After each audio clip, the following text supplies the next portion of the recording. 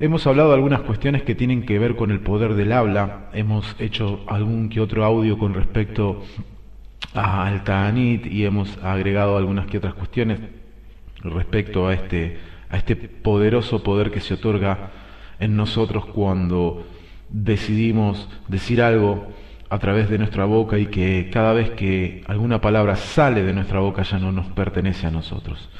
El poder del habla tanto para construir como también para destruir. El poder de la lengua, ¿no? Pero si uno reflexiona o reflexionara acerca del inmenso poder que encierra el don del lenguaje que el Eterno le ha concedido, ¿no? Se daría cuenta de que se trata de un verdadero tesoro. Semana a semana uno es capaz de proferir miles de palabras de Torá, cada una de las cuales es una gema separada que le conferirá deleite infinito en el mundo venidero. Así lo explican los sabios. Vamos a considerar esta parábola. Dice, mientras caminaba por un bosque, un campesino encontró un saco lleno de diamantes. Inmediatamente corrió a su casa y cerró la puerta para poder contarlos. En cuanto abrió el saco, las gemas irradiaron una luz que iluminó toda la habitación.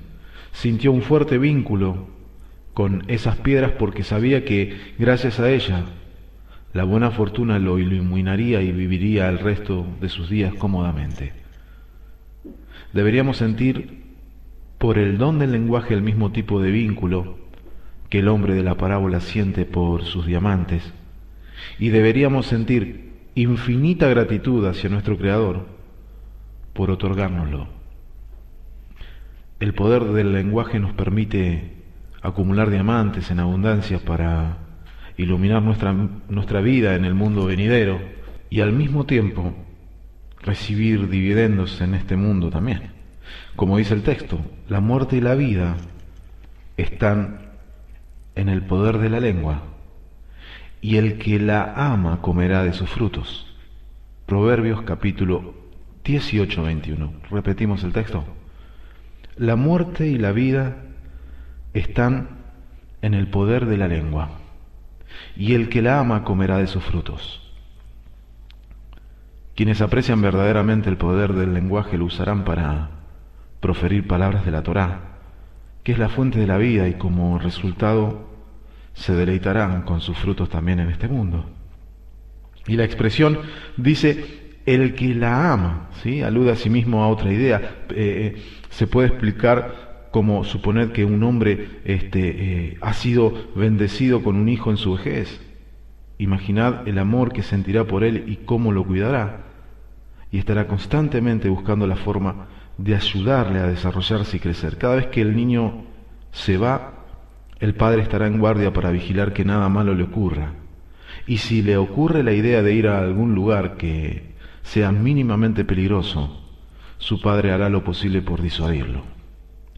Y así debería, comportar uno respecto a su capacidad de hablar. Debería estar alerta buscando la manera de usarlo correctamente. Debería guardarlo como una preciosa posesión para que no sea degradado por el lenguaje prohibido, que a veces puede causar la muerte. Como lo enuncia el texto, la muerte y la vida están en el poder de la lengua. Si uno apreciase en su verdadera dimensión el don del lenguaje y lo protegiese como lo hemos descrito aquí, se convertirá en una preciosa vasija que vale más que oro y joyas, como lo observara el sabio Salomón. Hay oro y multitud de piedras preciosas, mas los sabios prudentes son vasijas preciosas. ¿Por qué los pasajes bíblicos determinan que el lenguaje es la facultad que requiere mayor supervisión? Después de todo, uno debe cuidar todos los órganos y miembros, ojos, oídos, manos, etc., para comprobar que no son usados en contra de la voluntad del Eterno. Un rey entregó a uno de sus súbditos 248 telares manuales y lana y lino en abundancia para que produjera tejidos de alta calidad. Con esos recursos, el hombre podía obtener buenos ingresos mientras que el rey podía enorgullecerse de la calidad de la industria de su país. Pero si el hombre no lograba mantener ese equipo adecuadamente, debería responder ante el rey. Además de los telares manuales, el rey también le entregó un gran telar que funcionaba a vapor y que en un tiempo mínimo podía producir tanto como todos los otros telares en conjunto. En consecuencia, esta máquina también podía arruinar mucho más material que todas las otras juntas en caso de no ser rigurosamente supervisada. Aunque la responsabilidad del hombre era supervisar todos los telares, era evidente que este telar de gran potencia requería mucha más diligencia. En caso de dejarlo ocioso, incluso por un breve periodo de tiempo, las pérdidas causadas serían cuantiosas, mientras que en caso de un mal funcionamiento, por más leve que fuera, enormes cantidades de mercadería serían dañadas. El rey de la historia es el rey del universo. Los 248 telares representan los 248 miembros del cuerpo humano, que corresponden al número de mandamientos positivos. El Midrash nos explica lo que cada miembro dice al hombre: cumple un precepto conmigo y gánate el mundo venidero. El único telar de alta potencia corresponde al lenguaje. Es capaz de producir más que todos los otros miembros juntos. Opera a la velocidad del rayo. En pocos momentos uno puede revisar cientos de palabras de la Torá, cada una de las cuales es un precepto separado. De cada precepto se crea un ángel que intercederá en su favor el día del juicio. Y respecto a esto fue escrito: las riquezas traen muchos amigos. Proverbios 19:4. Respecto a este texto, el Gaón de Vilna habla de que, es decir, que la riqueza en la Torá le adquiere al hombre numerosos intercesores, ¿no? O sea, malajim, ángeles, custodios, podría decir, ¿no? Hablemos de la intersección en cuestiones única de lo que conocemos, sino que más bien estamos hablando sobre la interpretación de alguien que ha estado vinculado con el judaísmo, de las cuestiones más exquisitas de la Torá, ¿sí? Y otros preceptos, por lo contrario, aparecerá solo periódicamente, ¿no? Y el capítulo final de Proverbios dice mujer valiosa, y es conocido como metáfora de la misma Torá. Concluye con el versículo: muchas mujeres han hecho bien, mas tú sobrepasas a todas.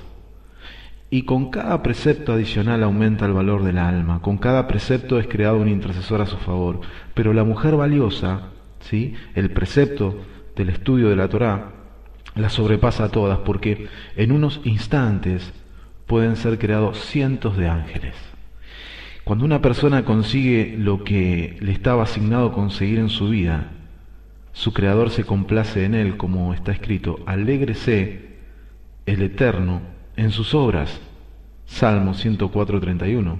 El Eterno ensalza a dicha persona en presencia de sus huestes celestiales, como dice el profeta: oh Israel, porque en ti me glorificaré. Isaías 49, versículo 3. Cuando uno reflexiona acerca del enorme potencial de bien que contiene la capacidad de hablar, puede también apreciar su enorme potencial del mal. La velocidad del habla significa que en unos pocos minutos es posible crear cientos de fiscales. Por esta razón, los pasajes de los textos señalan que esta facultad requiere supervisión extremadamente estricta. Quien siembra discordia entre los hombres comete una grave transgresión. El castigo por esta iniquidad cae ante todo en cada infractor individual y en el mundo en general. El culpable sufre en este mundo y en el venidero y llega a ser visto como una abominación por el Eterno. Y el texto nos dice: 6 cosas aborrece el Eterno, y aún 7 abomina su alma: los ojos altivos, la lengua mentirosa, las manos derramadoras de sangre inocente, el corazón que maquina pensamientos inicuos, los pies presurosos para correr al mal, el testigo falso que habla mentiras y el que siembra discordia entre hermanos. Proverbios, capítulo 6, verso 16 al 19. Los sabios dicen que el séptimo pecado es el peor de todos. Por su culpa se demora la llegada del Mashiach. Cada persona observante declara regularmente en su plegaria: dad al Eterno gloria y poder, como nos dice el Salmo capítulo 96, versículo 7. Y también nos dirigimos a las naciones del mundo: tributad al Eterno, oh familias de pueblos. ¿Sí? Esto continúa en el texto, pero finalmente nosotros mismos desmerecemos su honor. El Eterno nos advirtió respecto a esto una y otra vez en su Torá, pero nosotros no prestamos atención. ¿Dónde entonces está ese honor que debemos ofrecerle al Eterno? Cada persona debería llevar la cuenta de las veces que ha transgredido esas leyes cada semana. A veces es culpable de calumnia, otras de chismorreo. A veces avergüenza a alguien en público y otras usa un lenguaje opresivo. A veces engaña y a veces miente, e incluso a veces siembra cizaña. Algunas veces transgrede diversas prohibiciones en un solo día. En resumen, un buen número de prohibiciones de los textos de la Torá están siendo tratadas como si fueran trastos viejos. Los sabios citan a el Eterno reprochándonos: los preceptos son mis emisarios y como tales me representan. Si los honráis, es como si me honraras a mí. Y esto podemos entenderlo con ayuda de una parábola que hemos recogido aquí en una gran obra del Rabí Israel Meir Jacob o Jafet Haim, donde dice: estalló un gran incendio en cierto pueblo. Unas personas comenzaron a gritar que trajeran agua para aplacar las llamas. Los gritos continuaban, pero el incendio no se calmaba. Por lo contrario, las llamas se esparcían. Finalmente la gente se dio cuenta porque no era posible controlar ese infierno. Al parecer aquellos que gritaban agregaban secretamente combustible al fuego. De la misma manera nosotros gritamos: dad al Eterno gloria y poder, dad al Eterno el honor digno de su nombre. Pero nosotros mismos tratamos a sus sagradas palabras como si fueran trastos viejos. Siendo así, ¿dónde está el honor que aparentemente debemos rendirle? Y en el conocido pasaje sobre el precepto de los tzitzit, lo que serían los flecos especiales que deben vestirse, ¿no? La Torá expide una advertencia general para que cuando los veáis os acordéis de todos los mandamientos del Eterno. Esto lo podemos chequear en el capítulo de Números, el capítulo 15, pero este texto que estamos citando ahora es el versículo 39. Después la Torá presta atención particular a cada una de las transgresiones del lenguaje, advirtiendo contra el lenguaje opresivo, la humillación de otros en público, chismorreo, calumnia, etc., refiriéndose a cada uno por separado. La Torá promulga entonces otra advertencia general: acuérdate de lo que hizo el Eterno tu Elohim a Miriam. Deuteronomio 24:9. ¿Recuerdan, no? Miriam se enfermó de lepra por hablar rudamente sobre su hermano Moshe. Y el propósito de esta advertencia adicional es impedir que la persona se eluda con razonamientos falsos como ser: es verdad que si no nos cuidamos al hablar violamos numerosas prohibiciones de la Torá, pero por otra parte, tenemos mucho crédito a nuestro favor que no los hemos merecido por haber aceptado la Torá y cumplido sus preceptos. Eso seguramente nos protegerá del castigo, por lo menos mientras dure nuestro tiempo sobre la tierra. Como respuesta a este razonamiento, la Torá hace hincapié en recordarnos lo que le sucedió a Miriam. Ella era una mujer de incomparable virtud. Tanto era su mérito que por ella todos los hijos de Israel recibieron agua durante 40 años. Y sin embargo, Sus múltiples méritos no la salvaron del castigo y la desgracia. ¿Cómo puede imaginarse una persona común y corriente que será perdonada? Veamos la siguiente parábola. Cierto caballero tenía 2 hijos. Uno era conocido como Jaime, el genio. Jaime era efectivamente brillante en extremo y su reputación ampliamente difundida. En cambio, su hermano era un simple. Con el transcurso del tiempo, Jaime se fue haciendo cada vez más engreído. Como resultado de esto, se estaba constantemente peleando con los demás. Esto trastornaba a su padre y causaba embarazo a toda la familia. Para poner punto final a la discordia que provocaba su hijo, el padre sintió que era necesario abofetarlo en público para que la gente viera que él no perdonaba la conducta de su hijo. Poco tiempo después, el segundo hijo, el simple, comenzó a emular la conducta pendenciosa de su hermano. El padre le dijo severamente: «¿Eres consciente de la inteligencia de tu hermano y sabes que pocos pueden compararse con él? Y pese a ello has visto que lo castigué y avergoncé en público cuando fue necesario. Fue un momento muy duro para él. ¿Y tú, qué eres? Un muchacho simple. ¿También deseas causarme embarazo? Ten cuidado. Si tú sigues el mismo camino que tu descarriado hermano, recibirás un tratamiento mucho más severo que recibió él». Por eso es por lo que nos advierte que recordemos lo que sucedió a Miriam. Debemos comprender que sus muchos méritos no la salvaron de la desgracia. El texto de la Biblia compara la humillación que sufrió ella con la que hubiera sufrido si su padre le hubiese escupido en la cara. ¿Cuál sería entonces la vergüenza que sufriría una persona común si pecara de esa forma? El rey Salomón escribe: muchos pensamientos hay en el corazón del hombre, ¿no? Dice él así: muchos pensamientos hay en el corazón del hombre, mas el plan del Eterno prevalecerá. Proverbios, capítulo 19, versículo 21. Examinamos el significado de el plan del Eterno.